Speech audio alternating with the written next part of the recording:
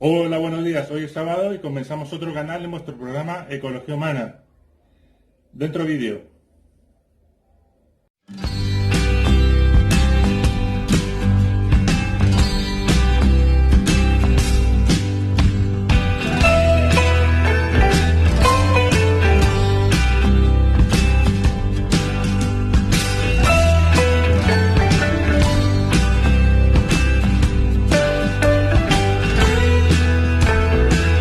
Antes de comenzar con el audio del doctor Reategui, quería comentar que él destaca que gracias a la física cuántica se han podido demostrar principios que en la física clásica, la física newtoniana, eran imposibles. Por ejemplo, gracias al descubrimiento del átomo, se ha descubierto que todos los cuerpos, al tener átomos, tienen un espacio entre átomo y átomo. Ese espacio que hay entre átomo y átomo permite, por ejemplo, que se transmitan las ondas de radio, por ejemplo, a través de las paredes, las ondas de la Wi-Fi, las ondas de la televisión, del 5G.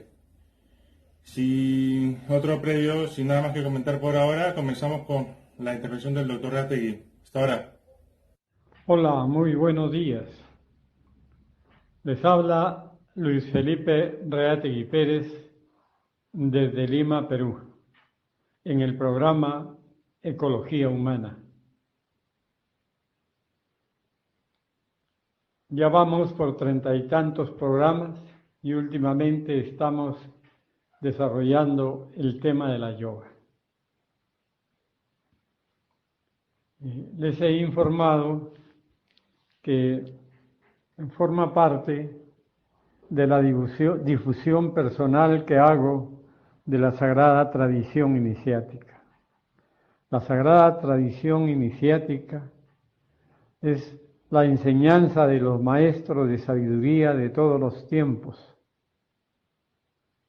que en cada periodo de 2000 años en grande y de 500 años en particular, se presenta con determinadas características para la evolución de la humanidad, para mejorar las formas de vida de la humanidad, para mejorar el pensamiento de la humanidad, para mejorar la actitud, la vida humana dentro de la comunidad humana, más allá de los logros normales de la sociedad en el desarrollo histórico, en el desarrollo de su vida de conocimientos.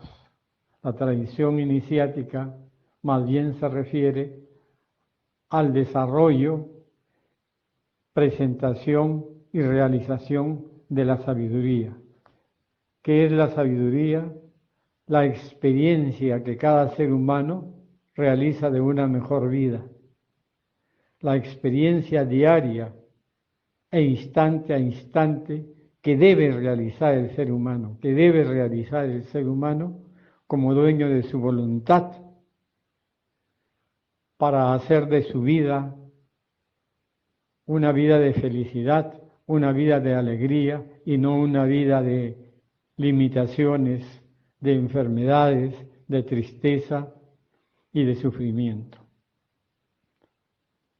La voluntad del ser humano debe evolucionar voluntariamente y la libertad del ser humano también debe evolucionar libremente, así como la conciencia debe evolucionar conscientemente.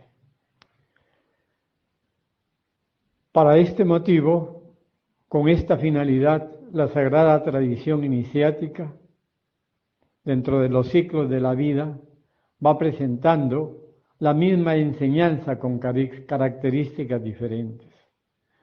Por eso ustedes habrán visto que en varios programas hemos presentado las evidencias fotográficas, los ceramios de los pueblos milenarios del Perú, practicando enseñanzas y asanas de la yoga tan perfectas como la flor de loto, el pararse de cabeza, en fin, todo lo que significa un trabajo sobre el dominio del cuerpo para que el cuerpo pueda funcionar mejor. Por eso en el último programa decimos, la yoga vuelve a América.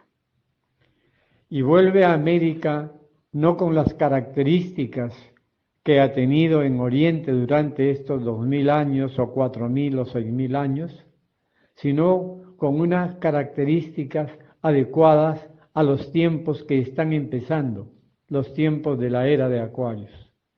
Por eso es que el avatar, diríamos, el maestro de los maestros de yoga, presenta de una manera reformada la yoga, adecuada a la fisiología, a la mentalidad, a la inteligencia racional, crítica, objetiva que tiene el hombre de Occidente. Siendo la misma disciplina de la yoga la que se enseña siempre, tiene sus variaciones en relación al tiempo y al espacio en el que se enseña. Por eso, en lo que se refiere a cada uno de los principios de la yoga, decíamos que se debe recurrir al científico, médico, sabio y maestro de la yoga, al doctor de la Ferrier, quien señala él concretamente que la yoga debe ser reformada a los tiempos actuales.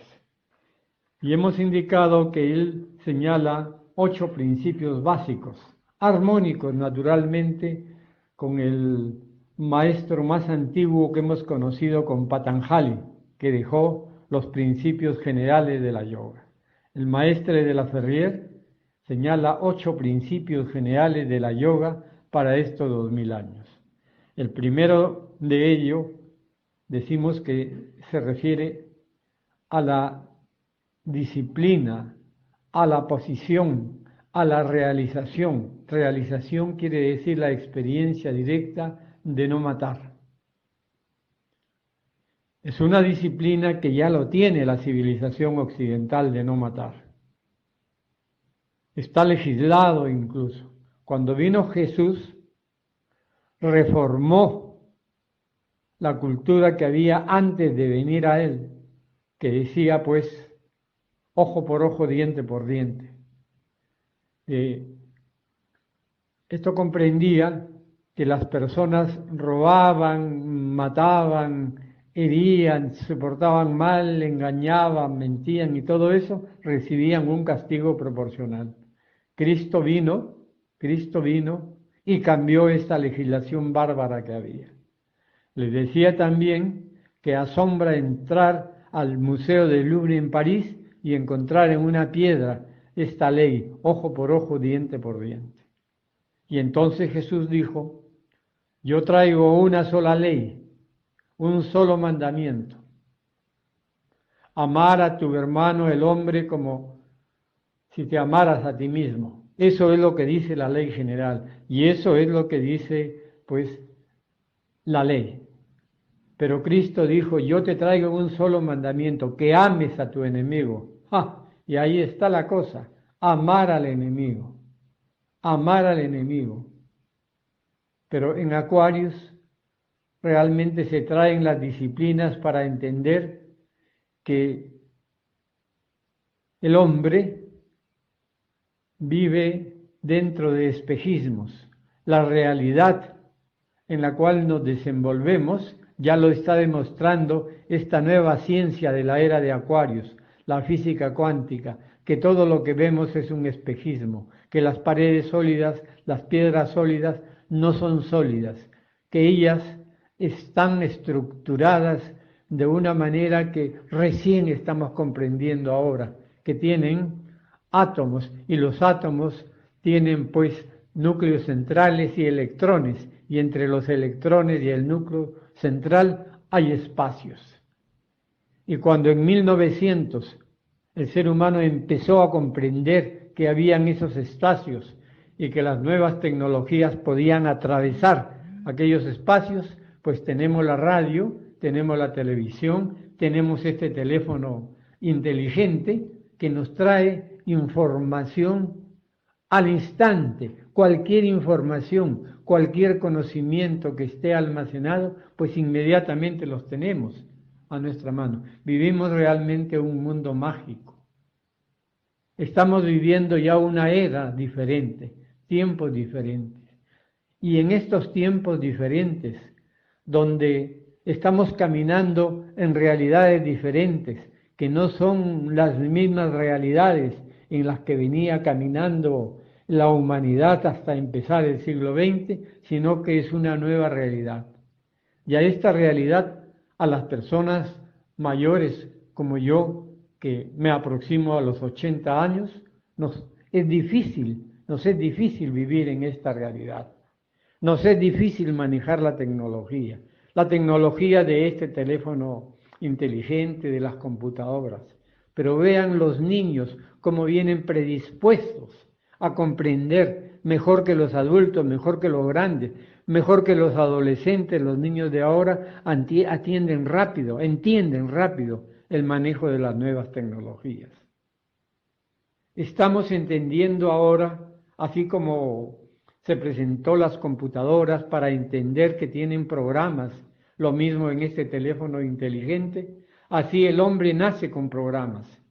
Y esos programas están almacenados en lo que en la yoga, estos últimos 2000 años se han llamado los chakras, que son los centros de energía que hay que abrirlos. Ahí hay programas para entender y vivir mejor la vida que se presenta.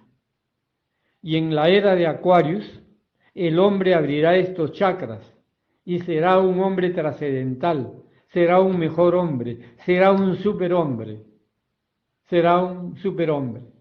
Acuérdense que es en 1900 que nace la leyenda de Superman, de Shazam, y en los años 50 de la Mujer Maravilla, de hombres y mujeres que empiezan a desarrollar una serie de poderes, de programas que tienen dentro de sí.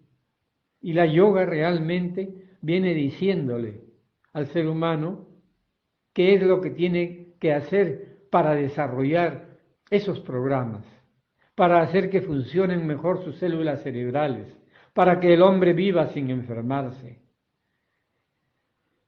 para que el hombre esté receptivo a ser el amo y señor del universo, pero no para destruirlo como venimos destruyendo ahora el reino mineral, venimos destruyendo las aguas, venimos destruyendo las plantas, venimos destruyendo los animales, incluso viviendo de asesinar animales para comerlos. Los animales tienen conciencia. En algunas partes del mundo se comen a los perros y se comen a los gatos.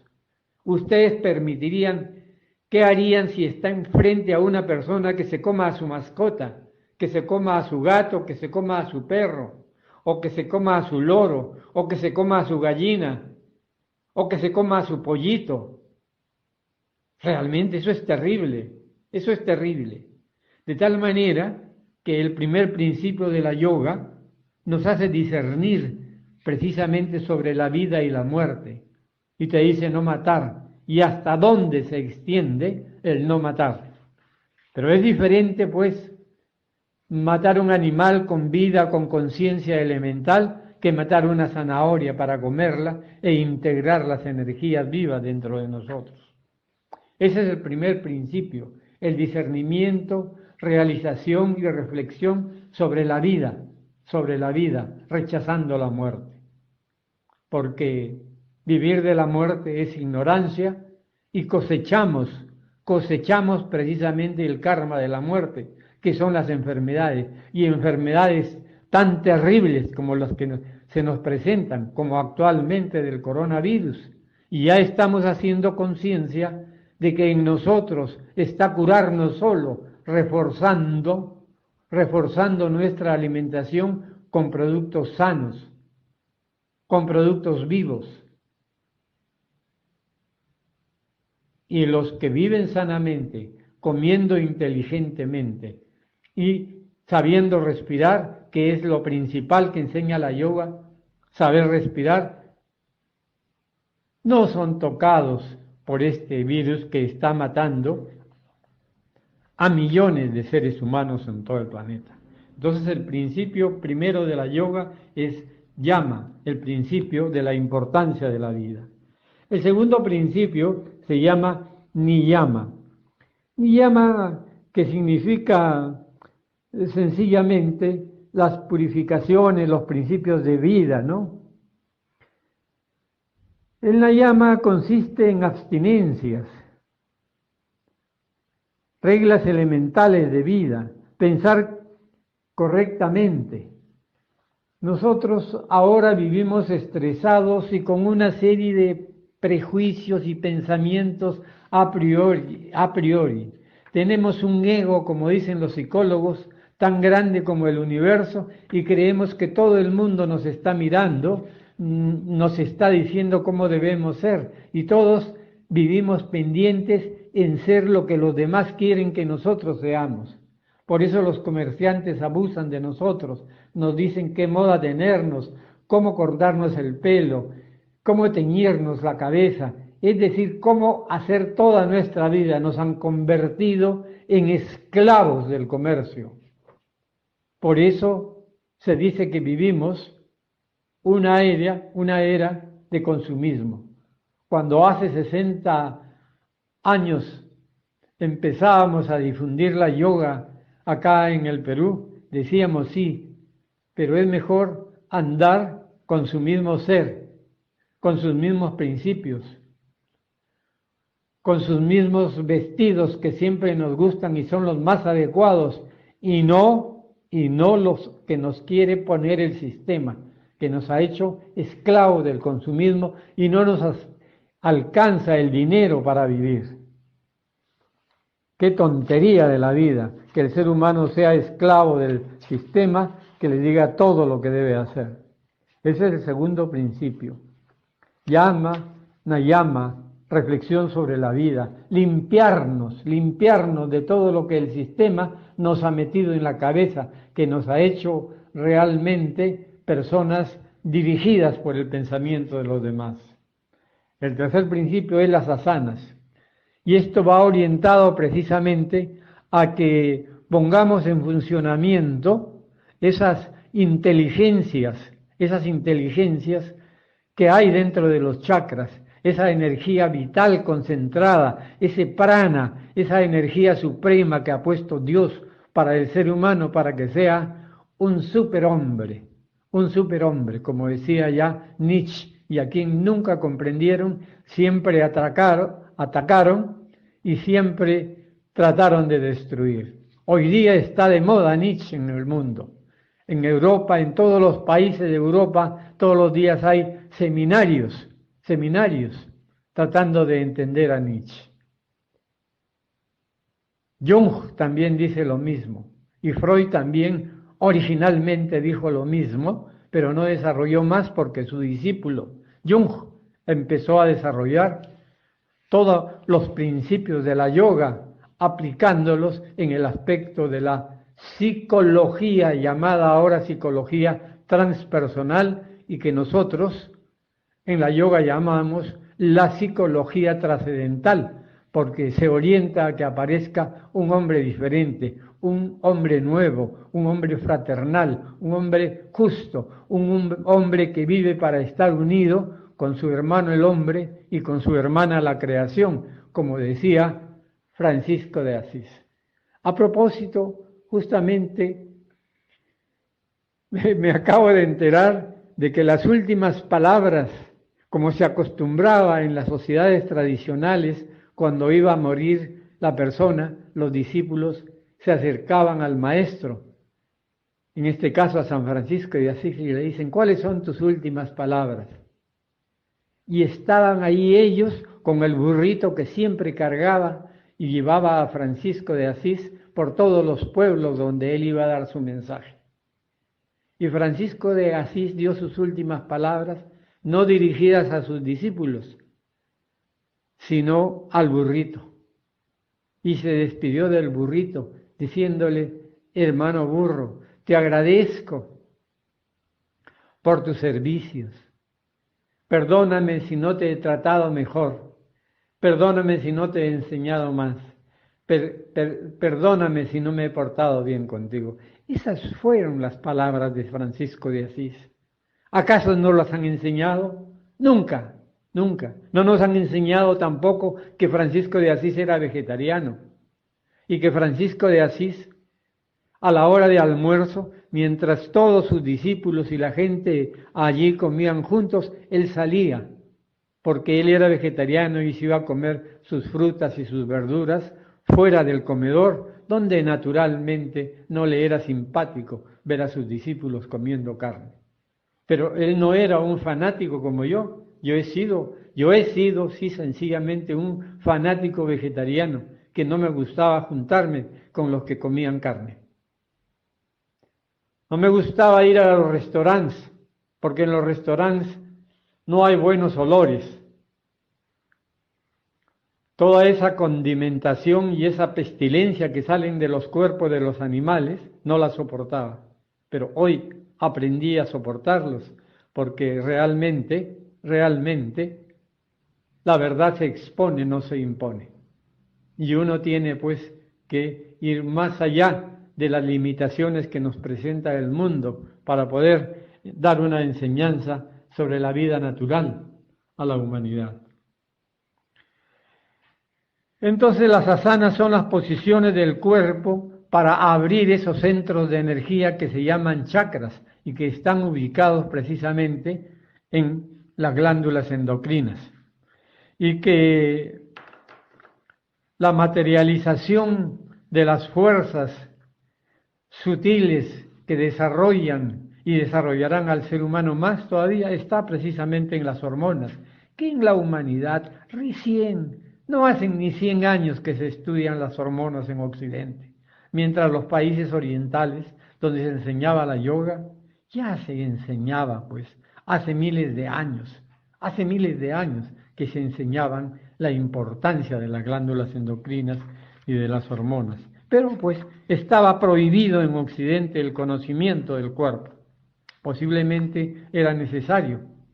A veces, como nos es necesario, cuando van al zoológico algunos animalitos y se les tiene en jaulas, porque si los sueltan se comen a los demás.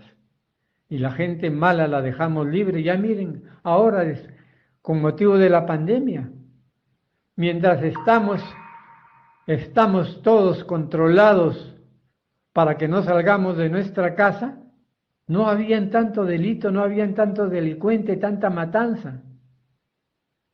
Pero ahora que se ha liberado de nuevo y volvemos, diríamos, a la misma libertad de andar libremente por la sociedad, por las ciudades, por todas partes, los primeros que han salido son los delincuentes y nuevamente están matando, robando, asesinando, engañando.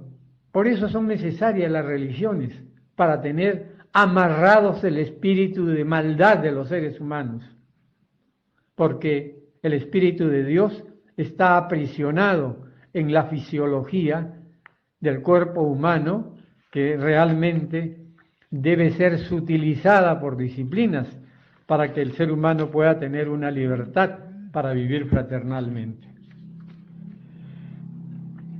Entonces, los 8 principios de la yoga se orientan a eso, se orientan a tener una nueva vida, más fraternal, más humana, de más entendimiento, de más libertad, de entender la vida, superar pues lo que ahora le llaman los psicólogos el ego, o sea, la personalidad inferior del ser humano y que se la ha construido el sistema.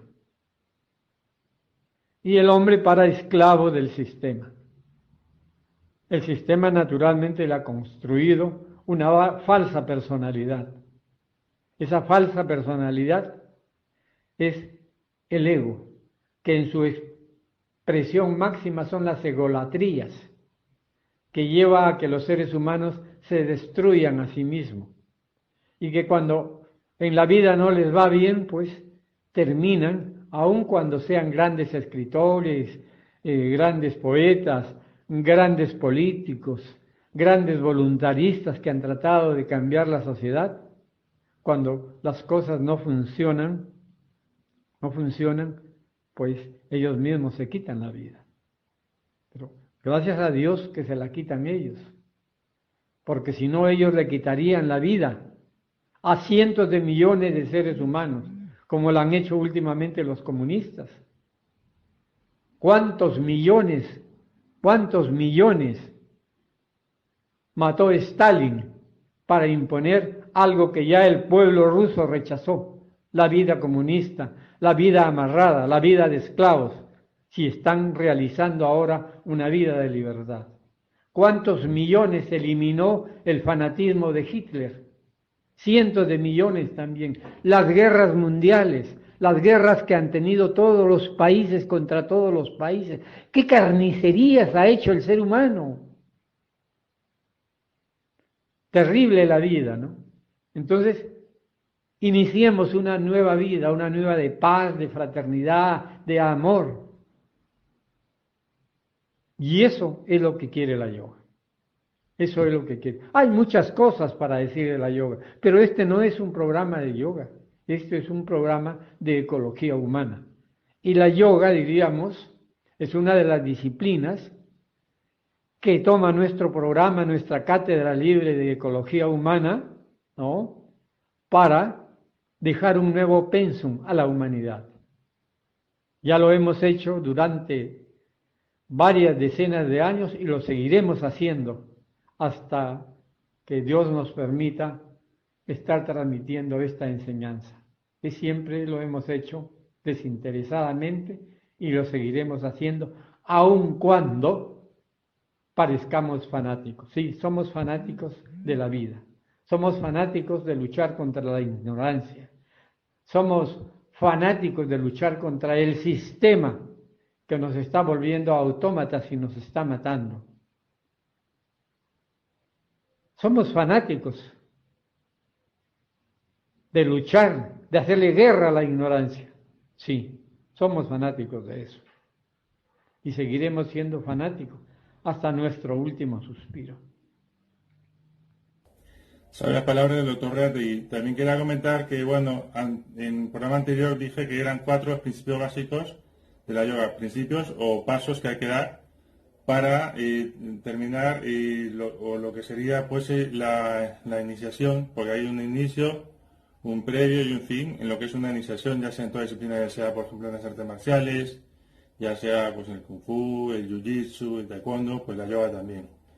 Los pasos de la yoga van desde en orden ascendente, por ejemplo son 8. Sería el paso de las llamas, que sería principios morales. Yo lo comparo con el Lama Suba Mayuya, que no mientas, no robes, de los incas. También el principio de ahimsa estaría aquí incluido, el de la no violencia. El paso número 2 sería el de los nayamas, que es observaciones personales, por ejemplo, no seas aragán, ser disciplinado, en la maquilla, ¿no?, en los incas. El paso número 3 está el de las asanas o posturas. El paso 4, el de los pranayamas o la respiración, ¿no? Eso de compenetrarse con el cosmos mediante la respiración. Eso hacer conciencia de que uno respira, de que toma aire, de que ese aire llega a nuestros pulmones, se pasa por nuestro cuerpo, nos hace luego expulsar el dióxido de carbono y tal. También está, por ejemplo, el 4, pratyahara, que es abstracción de los sentidos. Paso número 6 sería dharana, concentración. Paso 7, dhyana, meditación. Y el paso 8, samadhi o estado de unidad. Bueno, quería recalcar que el samadhi es el principio de unión con el uno, la supresión de los sentidos y la unión con el ser supremo y el universo. También quería comentar que tenemos unas cartas, unos comentarios que nos han hecho llegar a algunos seguidores del canal de YouTube. Tenemos, por ejemplo, el caso de Julie Luperdi, desde Pacasmayo, Perú. Ella comenta, ¿no?, con respecto al programa anterior, que habíamos sacado las imágenes de relacionar que en el antiguo Perú, ya hace más de 3.000 años, se practicaba la yoga. Ella dice, increíble, las evidencias hablan sobre el adelanto de nuestras culturas, y sobre todo, que ya conocían también que la yoga y sus disciplinas eran buenas para el hombre y seguramente que todos la practicaban. Dice Yuri Perdi, ¿no? En cambio ahora a nadie le interesa nada de nada. Muy buenas fotos, comenta y gracias. Esto me hace recordar, pues bueno, y que por ejemplo en el siglo, a finales del XVIII y del siglo XIX, Max Uhle fue el que encontró la cultura moche, porque antiguamente se decía que antes de los conquistadores estaban los incas. Pero antes de los incas también había otra cultura, la cultura moche. Fue Max Uhle el que escribió, y ese libro recién se ha traducido hace 20 o 30 años, o lo escribió en alemán. Que, por ejemplo, en la cultura moche se escribía que había encontrado cerámicos de contorsionistas. Decían que en aquella época había contorsionistas en el antiguo Perú, como si hicieran algo, payasadas o cosas como hacían los bufones aquí en la corte del rey, pero no era así. Era gente disciplinada que practicaba yoga. Eso me hace recordar justamente también que cuando se inventó la pila por volta, en el año 1800, inspirado por un experimento de Galvani, que Galvani había cogido dos metales distintos y los había aplicado a una rana muerta, a juntarse con el cuerpo de esta rana, pues se generaba energía eléctrica. Eso inspiró a Volta, por ejemplo, ya sin necesidad de usar ranas, de usar, por ejemplo, una barra de hierro y me parece que era otra barra de zinc, y así generaba también electricidad. Y esto lo cuento porque, por ejemplo, eso de decir que los moches que eran contorsionistas, que se doblaban hacia atrás, que ponían una pierna por detrás de la cabeza, luego otra, pues eso realmente no era así, eran personas disciplinadas. Por eso digo, esto me hace recordar, por ejemplo, que cuando descubrieron las pilas eléctricas, se dieron cuenta que en los museos ya habían vasijas que transmitían energía eléctrica por ejemplo, de 500 años antes de Cristo. Y a raíz de eso, de que descubrieron los museos, también se quitó el nombre, William Gray comparó estas pilas que había en los museos con otros descubrimientos o hallazgos arqueológicos de la antigua Mesopotamia. En la antigua Mesopotamia se usaban estas vasijas para generar electricidad, pero con las vasijas que encontraron en Bagdad, las recientes en el siglo XIX-XX, con esa vasija lo que habían hecho era, por ejemplo, porque hicieron la práctica, poner una estatuilla de plata dentro de la vasija y al sacarla ya le habían dado un tono dorado. Decían que, por ejemplo, que en Bagdad para lo que utilizaban esas pilas era para reparar estatuillas que hubiesen perdido, por ejemplo, lucidez, que estuvieran defectuosas. ¿Qué más? Por ejemplo, tenemos aquí otro mensaje que nos ha escrito el ingeniero Eduardo Cox desde Barcelona, Venezuela.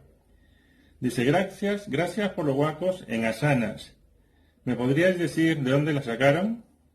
Bueno, a decir verdad, pues estos guacos están unos en el Museo de la Correra, están identificados con el nombre y tal, y los ponen contorsionistas moche.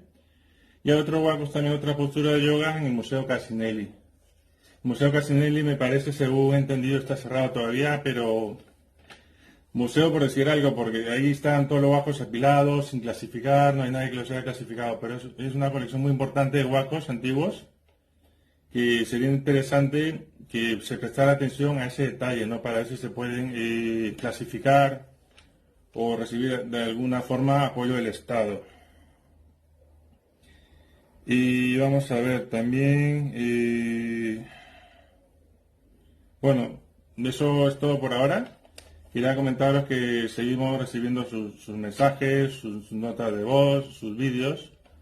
Y para cualquier duda o consulta, pues nos pueden escribir a Ecología Humana 9, ya sea para Instagram, ya sea para Telegram, y bueno, en el WhatsApp que tenemos nosotros también. Bueno, eso es todo por ahora, y nos despedimos hasta un próximo programa. Hasta luego.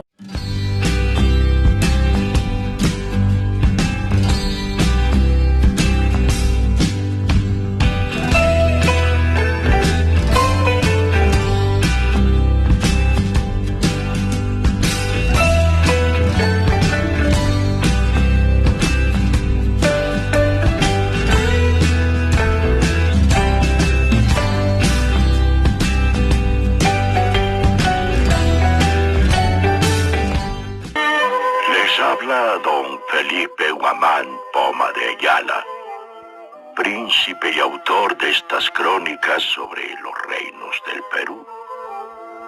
Por todo esto que les voy a contar, unos llorarán Muchos reirán, algunos maldecirán de pura rabia, otros en cambio se arrepentirán por todo lo que van a oír.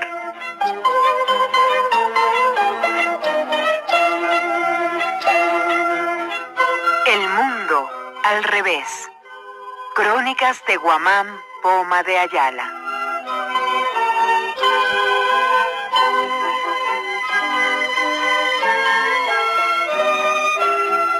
Presentamos Los Hijos del Sol.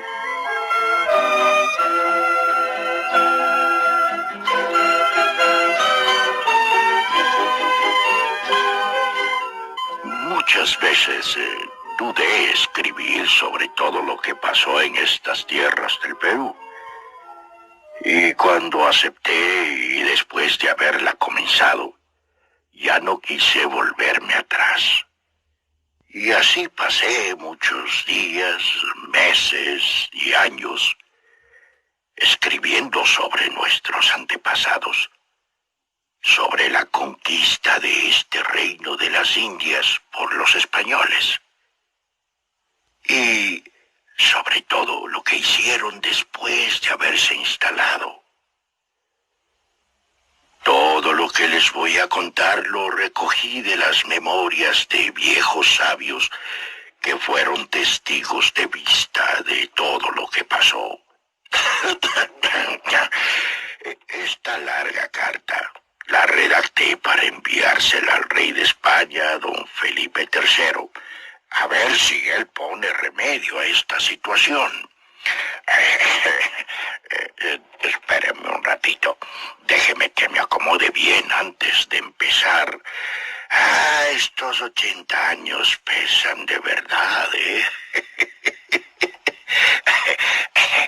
Ahora sí, a ver. Yo, don Guamán Poma de Ayala, desciendo de antiguos señores del Yarovilca, un reino que existía allá por Huánuco. Mis parientes fueron nobles y gozaron de privilegios.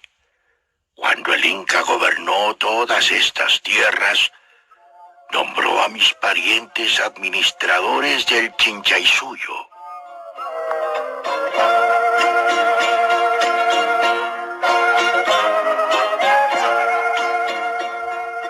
Pero ustedes se preguntarán cómo es que se formaron los indios aquí en los Andes, en estas tierras tan difíciles para vivir. Esto me lo contaron y creo que fue así.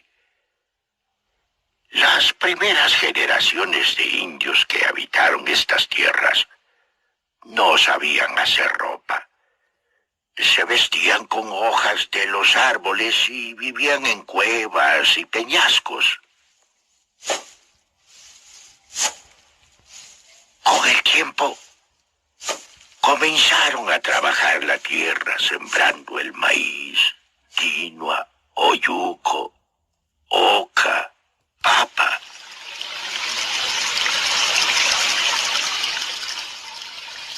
Hicieron terrazas y mediante acequia sacaron agua de los ríos y lagunas para llevar a las chacras, cementeras y pastizales.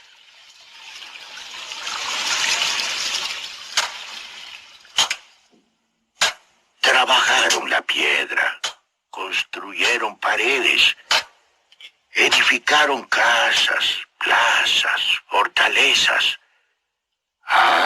Conocieron el oro y la plata y la buscaban para hacer ornamentos, vasijas, prendas de vestir y otras galanterías que esta gente gustaba.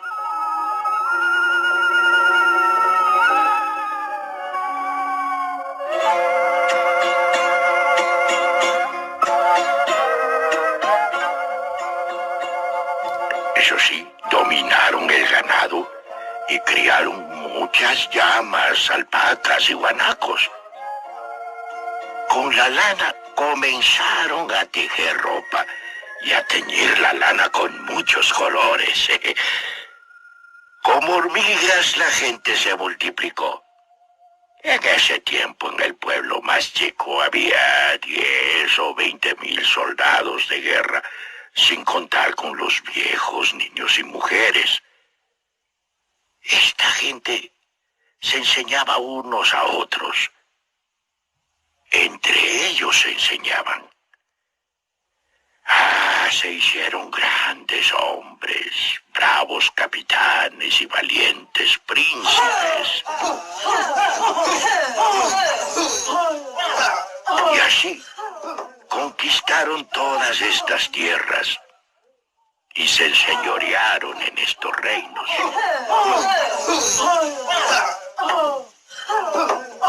Dicen que en las batallas estos indios se convertían en leones, en tigres, en zorros, gavilanes y gatos de monte, peleando con mucha valentía.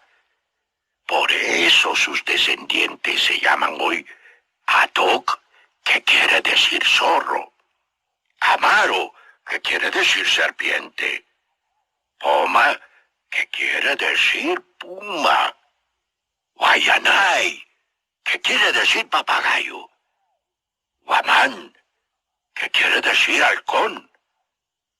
Todos estos nombres los ganaron en batallas. Todo eso mucho antes de los incas, que fueron los últimos en gobernar.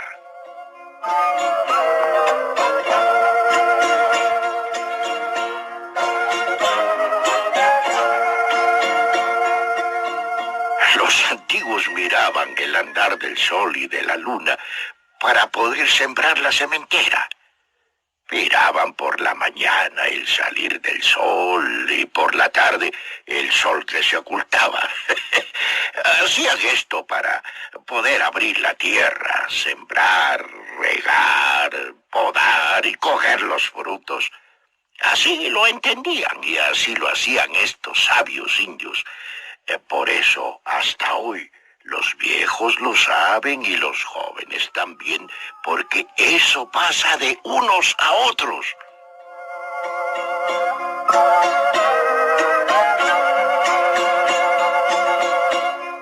Estos fueron nuestros antepasados. Hombres y mujeres muy laboriosos. Hombres y mujeres muy buenos.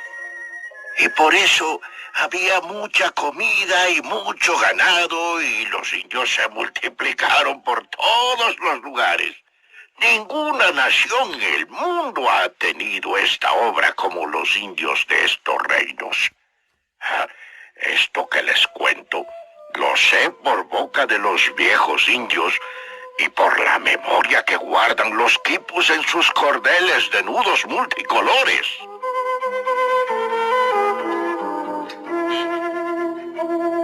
Han pasado 85 años desde la invasión de los conquistadores españoles al Perú.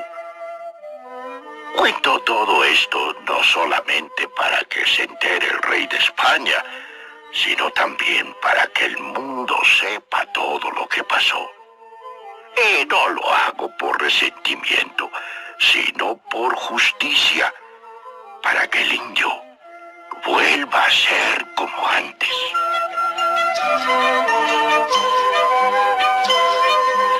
El mundo al revés.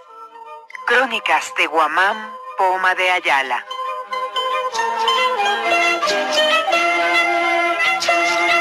Serie realizada por el Centro de Producción y Documentación Radiofónica, El Día del Pueblo, y la Asociación Latinoamericana de Educación Radiofónica, ALER.